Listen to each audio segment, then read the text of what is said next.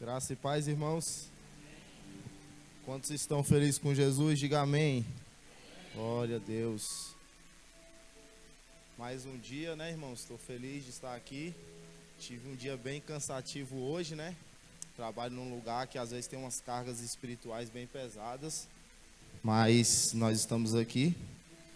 Pensei que conseguiria chegar às 8, mas não foi possível, né? Porque tive que pegar minha esposa, tive que voltar em casa e foi bem complicado. Mas nós estamos aqui para cumprir a missão, né? A missão não é minha, a missão é de Deus. E nós estamos aqui, somos soldados do Senhor. Amém? Irmãos, nós estamos no mês da decisão, né? Não é isso? Mês da decisão. E me veio alguns textos na minha cabeça quando a pastora falou que o tema era esse. Me veio alguns textos na minha cabeça e logo veio Daniel. Daniel, capítulo 1, verso de número 8.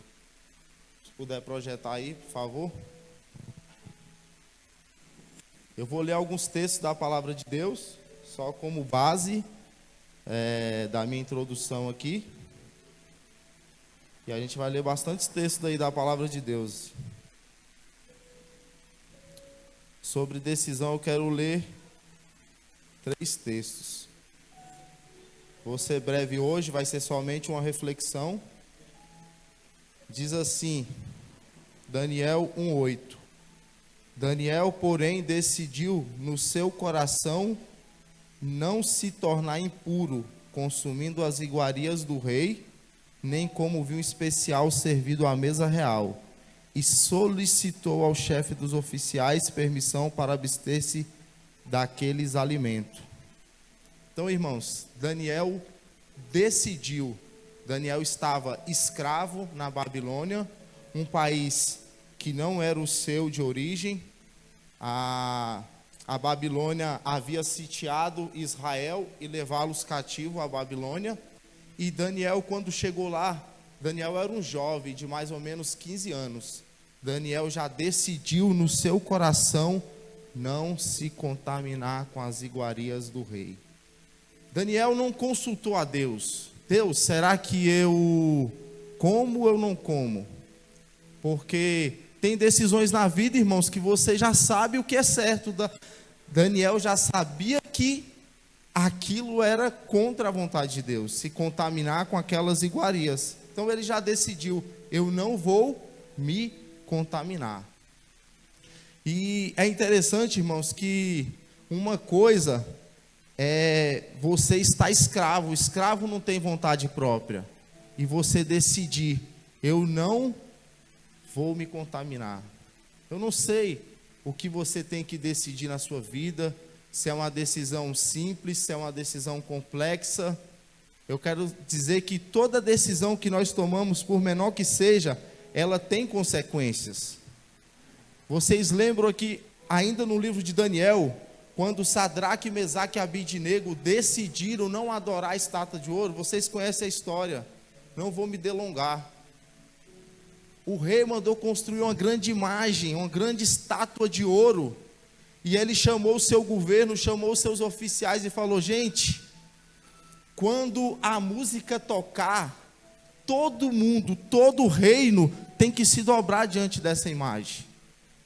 E Sadraque, Mesaque e Abidnego falaram assim, fique tu só sabendo, ó rei, que nós não nos curvaremos, nós não nos prostraremos diante da imagem que você levantou, que você ergueu. E isso trouxe uma consequência, irmão. Eles foram lançados ao fogo, foram lançados na fornalha de fogo, porém a palavra do Senhor diz que nem um fio de cabelo deles foi queimado. Mas é necessário, às vezes, termos coragem para decidir. Vocês lembram de Josué? Acho que lá no capítulo 24, se eu não me engano, que Josué falou assim, ó, eu não sei se vocês vão servir os outros deuses além do rio Eufrates, mas eu e a minha casa serviremos ao Senhor. Ele decidiu. É decisão, irmão. Tem coisas que nós não podemos ficar em cima do muro. meio barro e meio tijolo. Nós precisamos decidir. Quando o profeta Elias, havia em Israel uma divisão. Uns adoravam a Baal e outros adoravam ao Deus de Israel, ao Deus vivo, ao Deus invisível, ao Deus real. Teve um dia que Elias não aguentou mais. Se Baal é Deus, serviu. Mas se o Senhor é Deus, então serviu e propôs um desafio. Vamos invocar esse Deus. Vamos ver qual é o Deus que vai responder. Qual é o Deus que de fato é vivo, né, irmãos? Em outras palavras. Então ele levantou o altar, propôs o sacrifício. E a Bíblia diz que eles ficaram clamando o dia todo, clamando, e nada de resposta, nada. E Elias fez uma oração, irmãos. Eu não vou abrir não, mas se você ler a oração que Elias fez, foi 30 segundos, o fogo desceu do céu, consumiu o holocausto e encerrou a conversa. E assim, a nossa vida, ela é formada de decisões que nós temos que tomar. E as decisões que nós tomarmos hoje é que vai nortear o nosso futuro.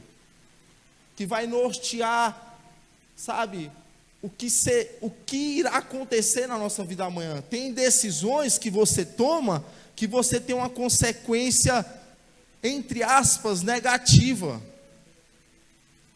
Só que nós não podemos, irmão, diante das consequências negativas, nós não podemos parar. Nós não podemos parar de continuar tomando decisões. Quantas vezes eu quis ser empresário, quantas vezes eu quebrei, eu fali. Só que eu estou de pé, e quando eu tiver outra oportunidade, eu vou tentar de novo. Eu não vou parar. Quantas vezes eu quis e a vida me levou para o outro lado, mas nem por isso eu parei. A vida continua e nós vamos seguir em frente. Aleluia. Glória a Deus. Mais um ponto que eu quero destacar com os irmãos. Sobre decisão. Irmão, Deus, Ele poderia decidir nos destruir para sempre, mas Ele decidiu nos amar. Deus decidiu nos amar. Cristo se entregou voluntariamente naquela cruz. Ele decidiu, Ele se despiu da sua glória e desceu. Ele desceu, irmãos. Eu já falei isso aqui, mas eu não consigo mais não adaptar a minha mensagem para mim chegar a Cristo. Como uma vez eu ouvi um pastor dizer, e ele falou que, vocês conhecem, né? O pai dos pregadores é John Charles Spurgeon, né? O pai dos pregadores. E ele falou que um jovem começando a pregar, e na plateia quem está lá? John Charles Spurgeon. Então esse cara se preparou, ele deu o seu melhor, ele pesquisou, ele foi na teologia, ele se entregou, ele se esmerou, entregou uma mensagem, o povo saiu ovacionar e tal. E ele chegou em John Charles Spurgeon e falou: e aí, o que você achou? Ele falou assim: horrível, a tua mensagem foi péssima. Aí ele ficou sem entender. Aí ele explicou, ele falou assim: jovem, assim como em cada viela da Inglaterra, em cada beco, em cada esquina, há um caminho para Londres, em cada mensagem, em cada versículo da Bíblia, há um caminho para Cristo. E eu não vi Cristo na tua mensagem. Eu não vi Cristo na tua mensagem. Cara, o que falta, se eu pudesse entregar tudo que está aqui, irmãos, hoje nessa noite. Nós estamos pensando, irmãos, em uma igreja onde nós não temos a consciência da substância que nós fomos formados, quem nós realmente somos. Nós não entendemos isso. Nós não entendemos de que nós somos formados, o nosso propósito, a nossa natureza. Nós não entendemos a vontade dEle, a vontade de Deus.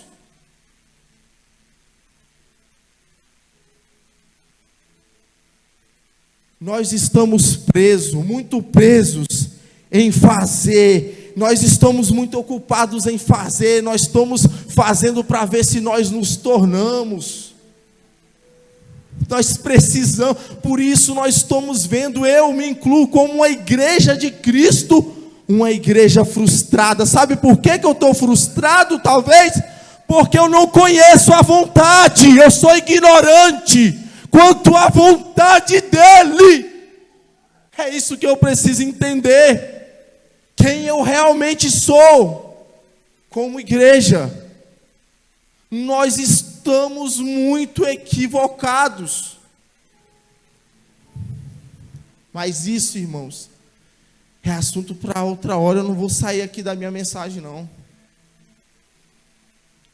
A maior revelação é quando você entende, sabe? Quando explode na tua cabeça, explode na tua mente, no teu coração, que você... Irmãos, deixa eu falar uma coisa para você. Você só pode ser justo diante de Deus. Escuta isso aqui. Você só consegue ser justo diante de Deus se você cumprir 613 mandamentos e não errar em nenhum. Ou pelo menos os 10 mandamentos. Quando Deus deu a lei para o homem, Deus deu por causa do orgulho. Deus sabia que o homem era incapaz de cumprir a lei. Então, irmão, deixa eu falar uma coisa para você. Desista. Olha só, parece uma heresia, mas eu tenho convicção de que eu estou pregando o evangelho. Se você falar assim, esse cara é louco, esse cara é um herege, então eu tenho certeza que eu estou pregando o evangelho. Desista de viver pela sua obediência. Você nunca vai ser justificado pela tua obediência, porque você não consegue. Você nunca vai conseguir. Não tente viver, desista de viver pela obediência. Comece a viver pela fé. Pela fé naquele que te justifica. É pela fé que nós somos justificados. Porque se você ora muito, se você cumpre algumas coisas, se você é caridoso, você também erra. Quando você erra, quando você não consegue cumprir e obedecer, você se sente mal, você se sente pesado, condenado, vem a culpa. Vem culpa sobre você. Então eu já desisti de viver com base na minha obediência. Olha o que a Bíblia diz lá no início, lá no princípio. O que a Bíblia diz? Em Gênesis 15. Projeta aí, por favor. Confirmar se é isso mesmo. Gênesis 15. Irmãos.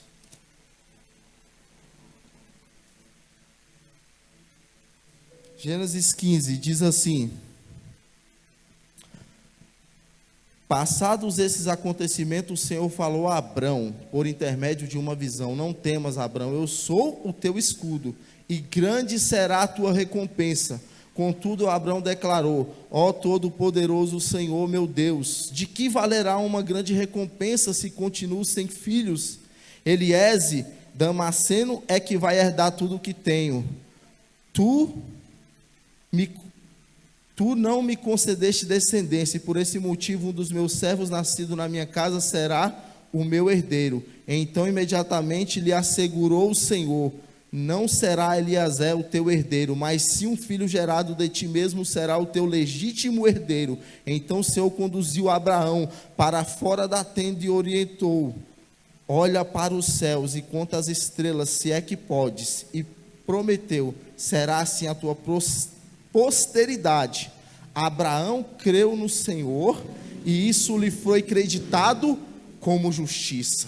Desde o princípio, a justificação é pela crença, é pela fé, não era por obras, não era pelas obras, não era. Olha só o que vai dizer mais. Abraão creu no Senhor, isso foi creditado como justiça. Declarou ainda mais o Senhor a Abraão: eu sou o Senhor que te tirei de Ur dos Caldeus para dar por herança essa terra. Ou seja, era só o que Abraão tinha, era uma promessa. Era uma promessa. E por ele crer nessa promessa, ele foi justificado. Ele foi justificado. Olha só, abre aí agora, coloca aí por favor, Gálatas 3:6.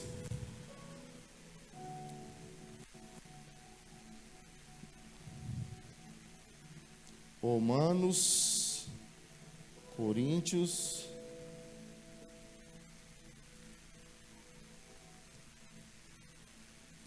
Gálatas 3:6. Considerai, pois, o exemplo de Abraão. Ele creu em Deus, isso lhe foi creditado como justiça. Estais certos, portanto, que os que são da fé, precisamente esses é que são filhos de Abraão. É que são filhos de Abraão. Quantos filhos da fé nós temos aqui?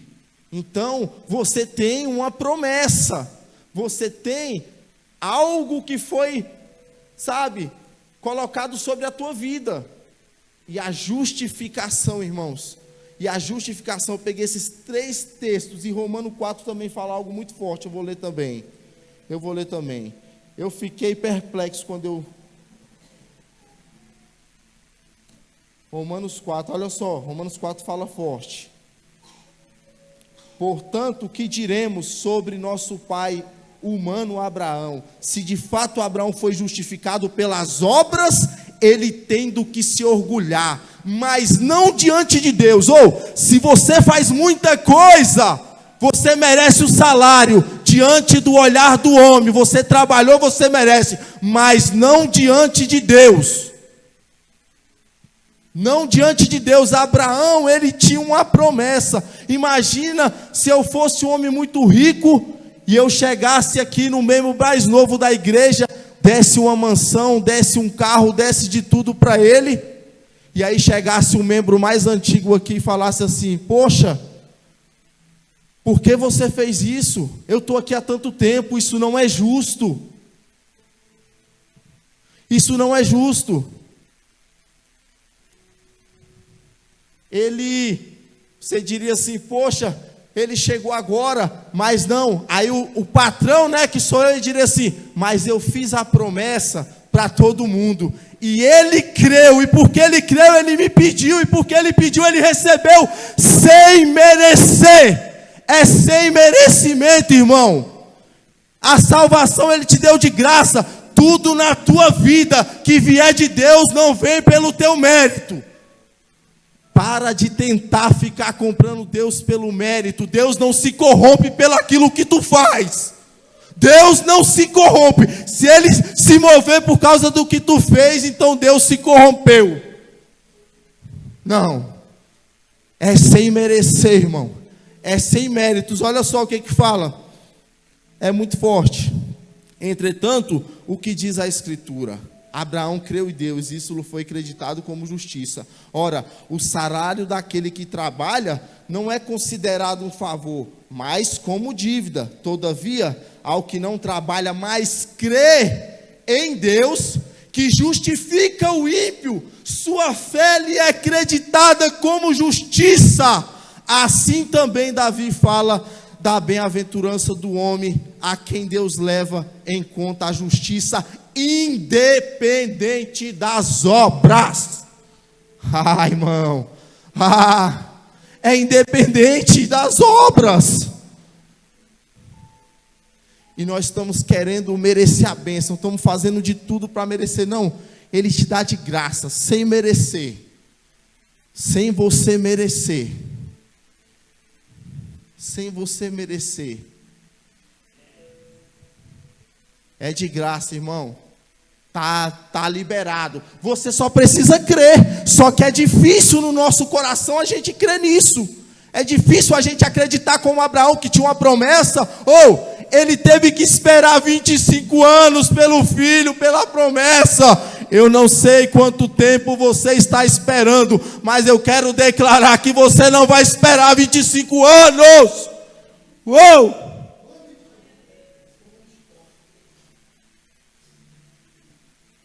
Ele teve que esperar 25 anos uma promessa. Quanto tempo você está esperando? O que você está esperando? Continua crendo, irmão. Por mais difícil que seja a tua decisão, opte, decida por confiar em Ele. Confiar naquilo que Ele prometeu. Isso aí que é fé. Eu fazer e esperar o salário, isso é uma fé natural. Isso é natural. Sentar nessa cadeira e crer que ela tem condição de me sustentar, isso é natural. Pegar o ônibus e acreditar que eu vou chegar no meu destino é natural. Mas eu estou falando de algo sobrenatural. Eu creio que um dia eu vou chegar lá. Eu creio.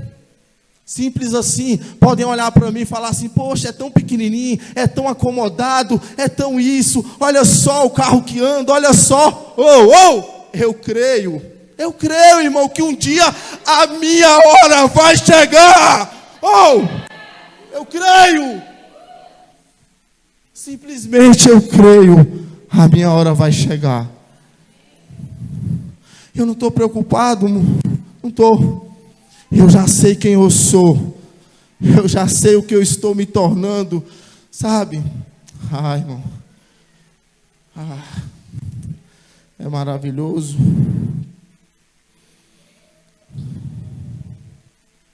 Quando você começa a descobrir quem você é, você não fica mais preocupado com a opinião alheia. Você não fica mais. Podem falar o que quiser. Isso não te afeta, isso não te fere. Você não pode deixar o lado de fora te ferir. Está todo mundo falando de você. Eu sei que isso às vezes quer nos afetar. Não. Cara, o povo mais humilhado da face da terra foram os judeus. Eu não conheço um povo na história da humanidade que já tentaram acabar com esse povo tantas vezes. Já tentaram, sabe... Desde que esse povo existe, tentam acabar com esse povo, mas Deus os escolheu para trazer luz ao mundo. Deus os escolheu. E eles têm uma coisa com eles: o dia que nós deixarmos de existir, é como se Deus não existisse. Então é um povo que luta pela sua sobrevivência. É um povo que está de pé, que não deixa, por mais que eles estão lá. Como o pastor até um dia falou, bater na cabeça, muitos não creem no Messias, ainda estão esperando o Messias, mas é um povo que ainda serve o eterno, que ainda crê no eterno, que ainda não deixou a sua religião, não deixou os seus princípios, os seus valores se corromperem, e aonde aquele povo coloca a mão, arrebenta, aonde eles põem a mão, dá certo. 50% dos prêmios Nobel é para eles, em tudo. É exemplo de... Eles exportam tecnologia para o mundo todo. É um povo top, mas é um povo que, se você olhar, assim sou eu e você. Deus pegou um clãzinho de judeus ali e tal, que não valia nada, irmão. O que ele fez? Que foi sendo humilhado, foi sendo escravizado, vários impérios já escravizou esse povo, tentaram acabar com eles, e eles continuam aí. Uma vez eu estava lendo um livro, eu não terminei esse livro, eu estava lendo só a introdução deles, e dizem que lá na Polônia, havia lá um museu do Holocausto, né, daquilo que Hitler fez, e aquilo era terrível, né, irmãos? Ver sapatinho de criança pequeno, aquilo quando você entrava, as pessoas não aguentavam, vomitavam, era algo terrível no ar. E os judeus na porta, tocando violão, os caras se alegrando, aí as pessoas não entendiam: meu irmão, como é que pode isso acontecer? Aqui na porta. E eles falaram assim: nós estamos celebrando o fato do nosso povo ainda existir. Eu não sei quantas lutas você já passou, não sei, mas será que você pode dar graça por você estar aqui, por você estar vivo, por você? Quantas pessoas gostariam de estar no teu lugar, estão num leito de hospital, e você está aqui? Então eu tenho motivos, irmãos, não comparo a minha vida com ninguém. Quero crescer, quero, mas tenho motivos para dar glória, tenho motivos para dar graça, tenho motivos para ser alegre. E ninguém vai tirar isso de mim. Nem diabo, nem ninguém. Eu estou determinado, eu estou decidido agora. A mensagem entrou. Amém, irmãos? Se eu falar mais aqui, irmãos, vai ser de mim. O que o Espírito Santo colocou no meu coração é isso. Sou rápido e objetivo. Mas aos poucos, conforme o pastor vai... Fabão, tu pode vir? Eu falei, cara, eu vou chegar às 8, mas não deu. Se eu chegasse aqui, o pastor falasse, Fabão, tem outro aí para pregar no teu lugar, eu estava tranquilo. Porque eu pensei que eu ia conseguir chegar às 8, mas nós somos limitados, irmão, por tempo, espaço e circunstância. Tu sai daqui, tu pega teu carro, chega ali, tem um acidente. Já era, tu não vai passar. Limitado pela circunstância, pelo tempo, pelo espaço. Eu só posso estar aqui e agora. Eu não posso estar aqui na minha casa ao mesmo tempo. Sou limitado. Então é isso. Mas quando me dão uma missão, eu coloco no meu coração, eu faço de tudo para cumprir. Não sou de me acovardar. Amém? Estou feliz de estar aqui. Que essa mensagem possa ter te abençoado de alguma forma. Que Deus possa abençoar a igreja, os seus caminhos, as famílias que aqui adentraram. Amém, irmãos? Vamos ficar de pé? Só vou, se o pastor permitir, eu quero fazer uma oração.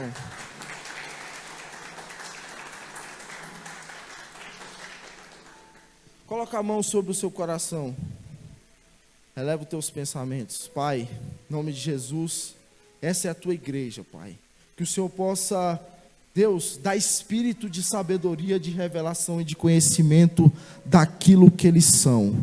Pai, que a partir de hoje nós não viemos mais, que a nossa fé seja suficiente, Pai. Porque Cristo é Ele, somente Ele que nos justifica. E eu sou justo, por isso, se eu for medir a questão de justiça, então eu mereço agora, por causa de Cristo, por causa do preço que Ele pagou por nós, Pai.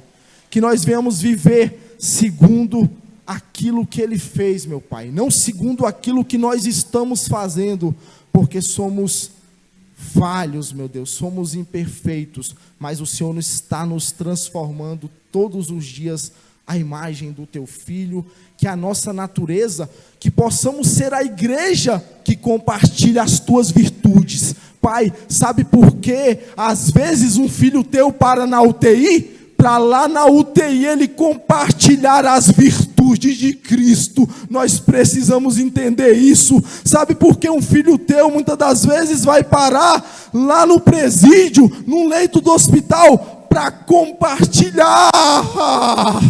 Oh meu Deus, a missão é tua, nós te amamos, nós te adoramos, nós te bendizemos e declaramos vida sobre toda a tua igreja. Onde esse povo pisar a planta dos pés, todos verão que há uma luz sobre eles, em nome de Jesus, amém. Glória a Deus. Agradeço a oportunidade. Valeu, pastor.